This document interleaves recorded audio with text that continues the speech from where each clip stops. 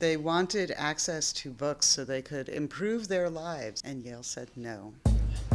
We're here in New Haven, Connecticut. This is the birthplace of Volksgeist and a pretty cool place to be. Hazards on. Oh. I've got one more time. Yo.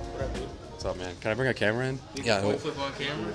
Sure, bro. What's it for? For the Cobain. Oh, shit. Okay. You know, call it in the air? Yeah, I'll call it in the air. That's not the air. Oh. You want to do it again? No. Just call it. Tails. Bastard. Oh, I don't see it. Sorry. Was it tails? Yeah, it was tails. A little red around the store. This place is so great, bro. All these Detroit Carhartts. They're crazy. Well, these are cheaper than on eBay. So where are we right now? Software New Haven. And what is Software New Haven? The best vintage store in Connecticut. And explain how significant it is to have a cool store like this in New Haven. Growing up, we only had a handful of stores. None of them were as sick as this. It took a long time to get here, and this means a lot to the community. It's a gathering space for young people. It's a place to come and get really sick shit for not a wicked price, and a place just to come hang out. That is all very true. I have probably spent like $300-400 here in the last couple months since I got back. It's a great place to go. And so what are your future plans for the store and what you want to expand to and offer to people? I want to keep providing the best polo that we can in New Haven. I feel like we have the best polo selection out here. In Connecticut, period, I want to keep providing the best Carhartt selection and just best curated vintage in Connecticut by far. I think you have the title. I think you have the title already. Well, bet, bro. Thank you. Appreciate it. Have a good rest of your day, bro.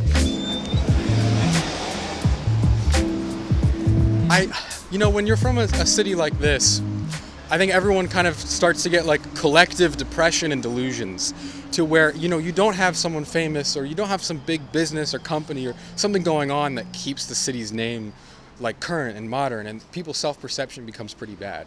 I have a lot of strong ties here with like the local artists and the business owners who I respect for like really putting an effort to try to improve a place that isn't like popping already or doesn't have clout already. And I love like appreciating that and supporting them because I myself wasn't even strong enough to do that. I was like, fuck it, I'm going to New York because, you want to accelerate and you want to feel like you're somewhere cool and grow and be clouded or whatever. But there's also a lot to appreciate about people who put together the resources they have to make something nice. And instead of, just skipping town and trying to be cool and go where the clout is. But it's an underrated place. There's a lot of good places to eat, a lot of good places to shop. Sometimes 75 people overdose on the green in 2 hours. And most of the time they don't. So it is what it is. But, it's nice to like show appreciation to people who are just creating community out of nothing. Over here, one of these buildings is one of the last private libraries in America. It's not really a concept that most people like are even familiar with, but it's a cool piece of history that a lot of places don't have. All right, I'll ask. I'd love if you could introduce yourself and maybe just talk a little bit about the historical significance of where we are. My name is Eva Gertz. I'm the operations manager here at the Institute Library.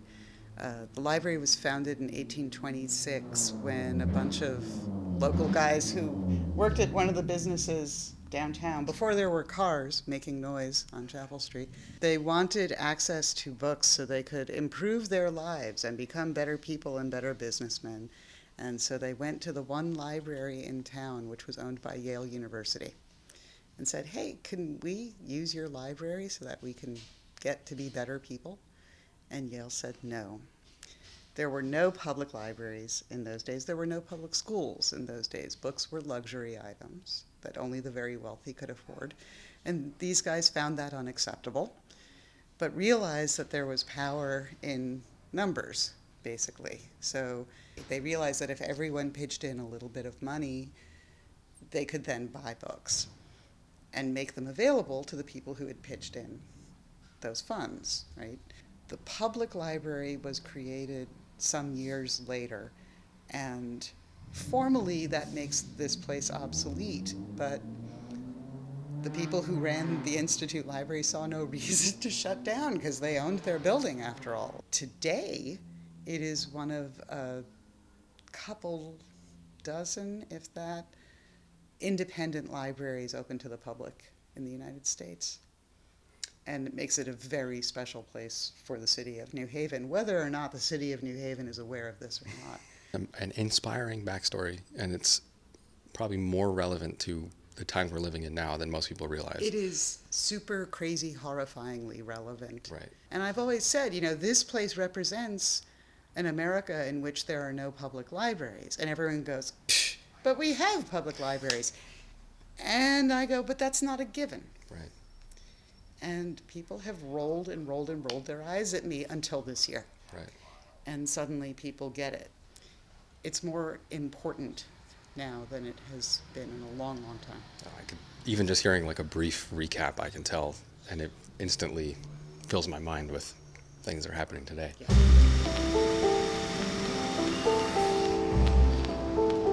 Here, look over there. They got someone's fent folding. They called the ambulance for him. But he's probably going to be okay.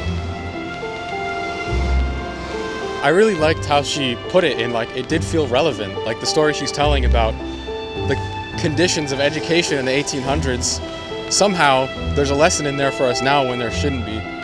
But it's also a dichotomy here with the type of shit you see. It's kind of crazy.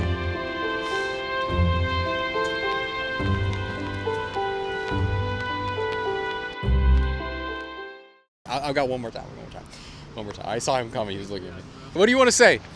I want to say, due to the reason why they can't stand me, stop. Because everybody want to beat me, but can't beat me. So when it came to myself, I transformed molecules to be the self that can't stand me. Open up a whole new portal with my verbal skills. I'm ill. So when I came through my lyrical will, I bust through a vortex inside the earth so I can bust nothing, get my skills ill. You gotta clean this after. So it's hard to capture, but my ability to tell stories and make things that depict right and wrong is based off my own experience seeing right and wrong, seeing the highest of the highs and the lowest of the lows, giving me this view of the dichotomy of man, the problems that we all have as a society, as personal people. Every political platform is created by people, and no matter how much we try to solve all the issues of the world and the entertainment industry or politics, we're all people. I don't think that one system will be necessarily morally better or worse than what one good person could come up with. And so I think it's important, at least for me, telling the stories that I tell, to also experience them in real life, if that makes sense. It just so happens that like my hometown, my personal place where I grew up and come to visit, and my community is a place where that is on display in the extremes. Hopefully just even for a minute, you guys will understand why I turned out the way I did. I think that's it.